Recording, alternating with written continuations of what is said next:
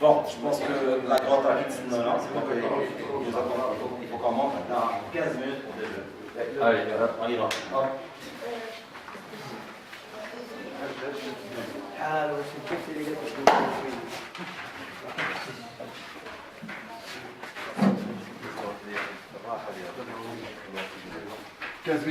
Top chrono.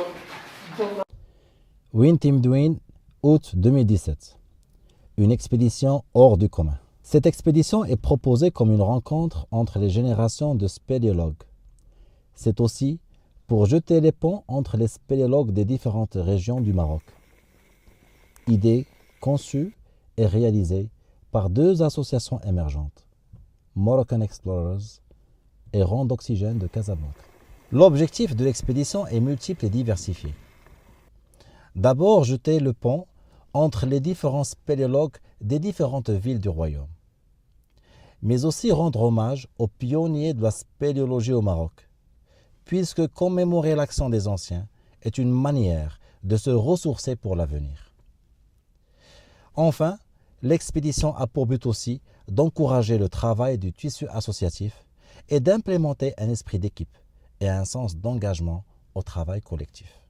Cette expédition se veut aussi l'occasion de présenter une charte pour les spéléologues marocains, afin de mieux protéger le patrimoine cavernicole et d'asseoir les bonnes manières de la visite des grottes. C'est aussi l'occasion d'organiser des ateliers autour de la grotte de Win Team Dwin, cavité riche d'enseignements scientifiques, culturels, mais aussi de loisirs. Parlons un peu de cette grotte qui a fait couler beaucoup d'encre. Win Team Dwin est située à 70 km d'Agadir.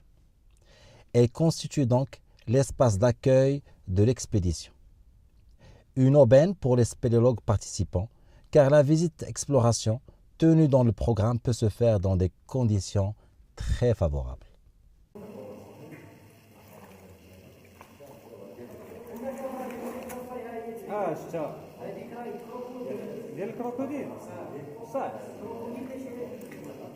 سميتي عشير حسن زايد في أكادير 1944 مواليد أكادير 1944 وحضرت الزنزانة ديال أكادير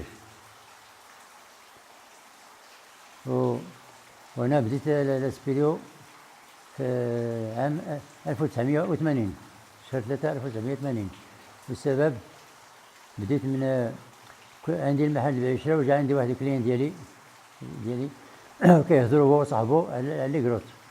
ملي سالاو سولتو اشنا هو لي كروت اش كديروا؟ قال لي كندخل تحت. قلت له كيفاش تحت؟ قال لي تحت تندير اسبيريولوجي. قلت له ما عرفتش. قال لي الا بغيتي تشوف اجي عندي للدار.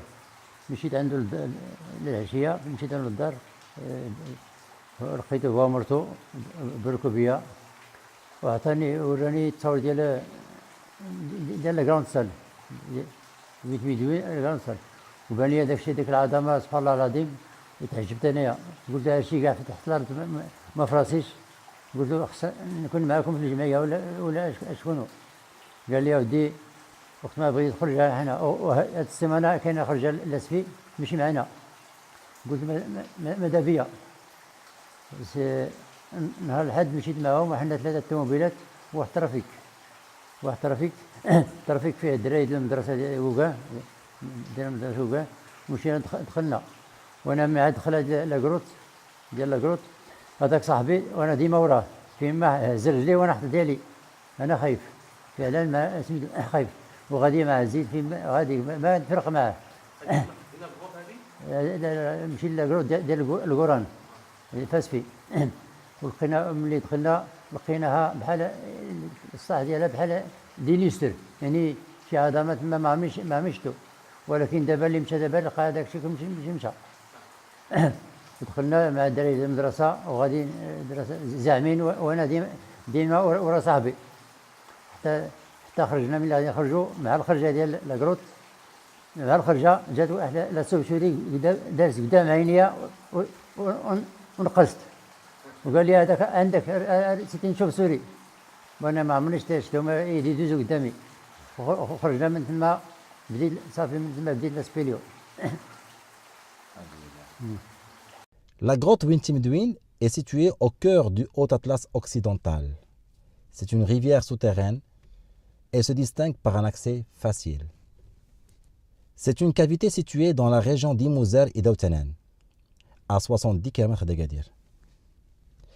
C'est la troisième plus longue grotte d'Afrique et la première plus longue grotte du Maroc.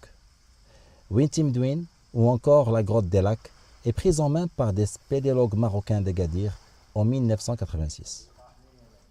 Ce groupe a exploré, en plus des galeries principales et annexes, des galeries latérales et a confirmé le développement total de la grotte qui est de plus de 19 km. Le cadre géographique offre un panorama agréable pour les participants. Le climat de la région assez clément a été un atout pour visiter sans hésitation cette grotte. L'accessibilité de la grotte permet aux jeunes de pouvoir faire la visite sans grand besoin de connaître les techniques de progression alpine. Autant d'atouts font de la grotte de Wintimdouin un choix de prédilection pour maintenir la forme chez les spéléologues participants et jeter les ponts entre générations. Et surtout continuer sur le chemin de la formation. دونك الاهداف ديال هاد الاكسبيديسيون هذه هي اننا نتجمعوا في الكابيتال ديال لا سبيليولوجي في المغرب اللي هي اكادير. ماشي كابيتال مثلا نقولوا كابيتال تنقولوا تازا حيت فيها العدد ديال المغارات، ولكن اكادير هي لا كابيتال، يعني من ناحيه روحيه اللي كانت فيها اول جمعيه ديال سبيليولوجي في المغرب، فيها اول سبيليولوج مغربي. دونك الطابع ديالها والرمزيه ديالها امبورطون.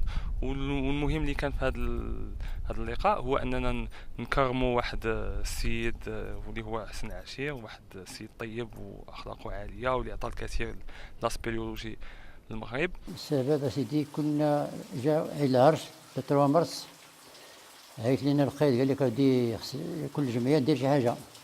مشينا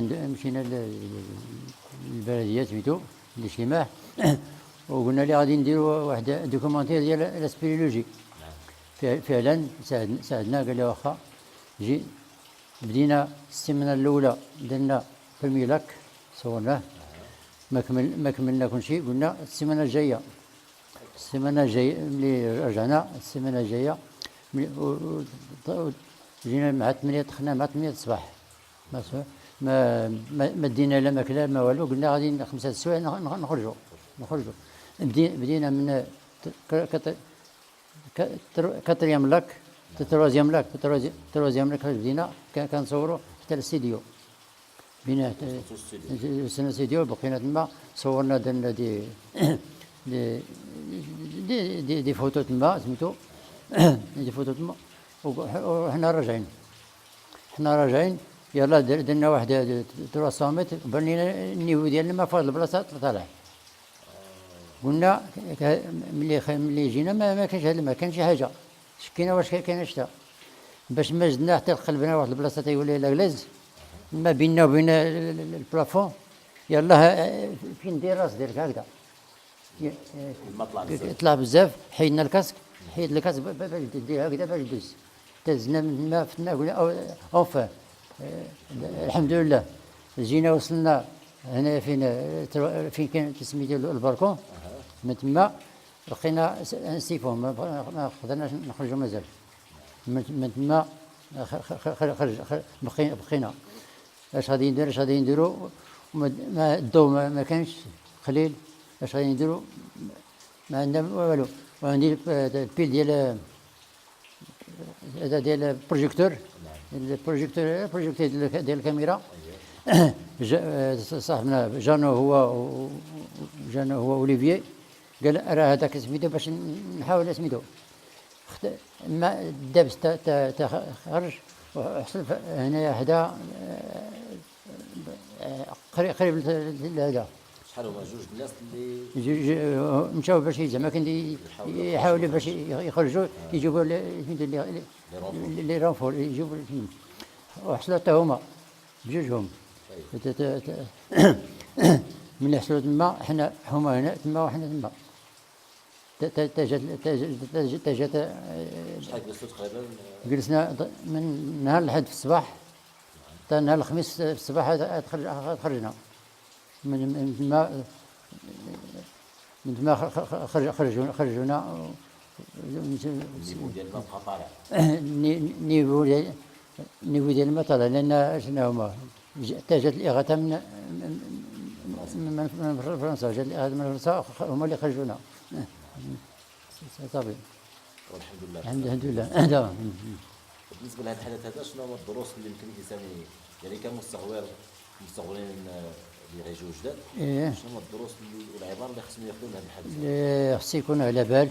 اولا الماء لاكروت اذا كانت ايميد، اذا كانت هذوك اللي هما ايميد يكونوا على بال يشوفوا لهم ديما قبل ما يدخلوا. انسجم لان الوقت كتغير. اذا كانت ساك راه ما يخاف والو. ديما لا ميتيو يبدا يشوف سميتو ما يدخلش، ما يبقى ليه داكشي اللي وقع لنا حنايا. هذاك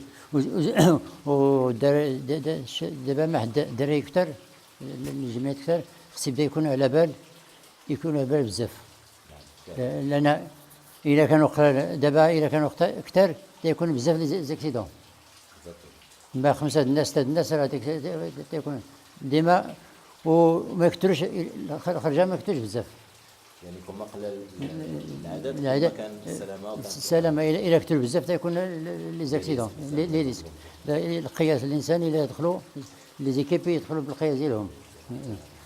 وديما واحد يلوب لا مارش يفهم لا مارش، وديما الانسان يكون على بال على صاحبه لا يقول باش تعرف اش كدير. هذا هو. طيب غنبعدوا شويه مع الاحداث هذه ديال التنجيم باش نرجعوا للنظر. En vérité, j'y suis allé une seule fois dans ma vie au Maroc. Et c'était il y a 30 ans. Juste 30 ans, avec une expérience quand même particulière, puisqu'il s'agissait du sauvetage de Vit Tindouine. Excuse-moi si je le prononce mal. Et j'ai découvert que, contrairement aux idées reçues, au Maroc, il peut pleuvoir beaucoup et que ça génère des crues. Et effectivement, il y avait donc une équipe franco-marocaine bloquée dans la grotte. Je ne sais plus combien ils étaient, au moins 9, voilà. Et donc, comme il y avait des Français là-dedans, donc il a été décidé d'envoyer une équipe du SSF, dont j'ai fait partie parce que j'étais en vacances et puis disponible, et puis que j'habitais tout près de l'aéroport d'où est parti l'avion de Dijon, oui, c'est ça. Et donc, ça a été mon expérience d'atterrir de nuit à Agadir, et puis de faire un trajet en jeep. Alors là, ça a été quelque chose, je me souviens le passage des Oued, des choses comme ça, pour arriver dans le village, dont j'ai oublié le nom. Et puis l'accès à la grotte. Et là, je me suis senti vraiment loin de tout, quand même. Mais bon, il y avait beaucoup d'eau qui sortait, le bassin débordait, une eau bien marron, c'était une vraie crue, quoi. Et ils étaient dedans. Donc il a fallu s'organiser. Moi j'étais un simple équipier dedans, et d'ailleurs pas préparé à ça, puisque tu voulais une anecdote, j'en ai une quand même. C'est quand même que j'aurais dû me noyer. J'aurais dû me noyer dans cette galerie là, parce que j'avais pas tout compris des conditions, et moi je suis allé à l'intérieur en pontonnière. Et puis bien évidemment en nageant, je l'ai rempli, et j'ai coulé, mais heureusement qu'il y avait à côté de moi un plongeur, c'était Lulu Locatelli, et je dois dire qu'il m'a sauvé la vie. Il m'a extrait de ça et il m'a sauvé la vie. Voilà, donc je me souviens de ça, mais je me souviens aussi surtout de la sortie des rescapés. C'était quand même le bonheur, de voir tout le monde sortir. Après 4 jours. 4 jours, 4 jours, oui.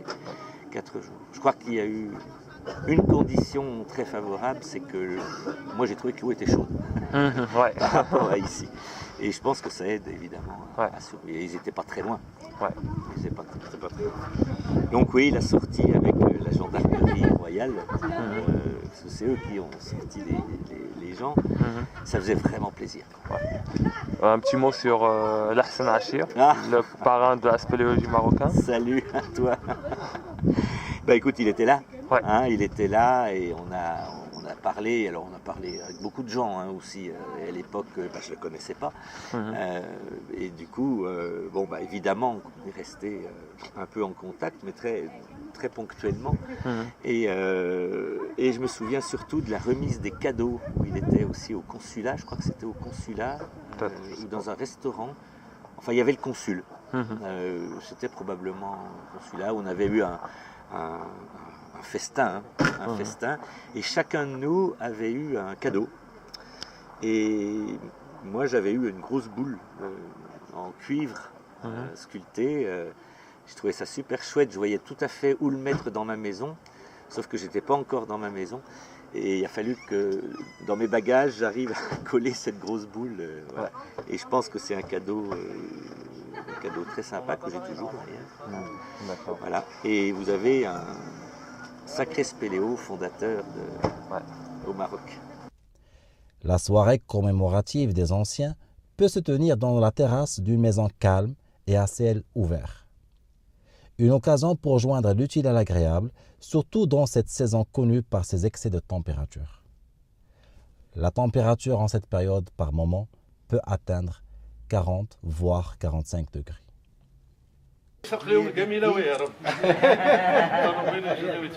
لي بيدي النهار الاول مشينا كانوا الناس اللي كانوا كيحترفوا هذه الهوايه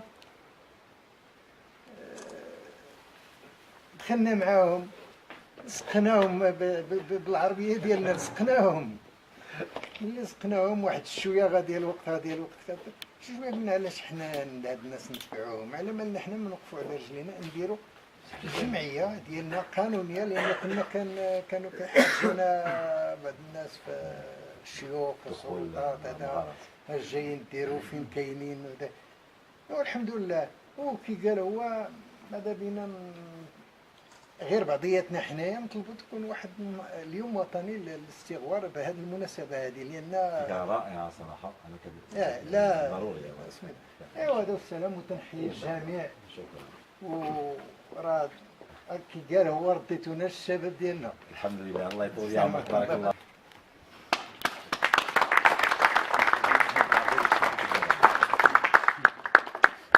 شكرا وراه من عند واحد صاحبك كيعرفك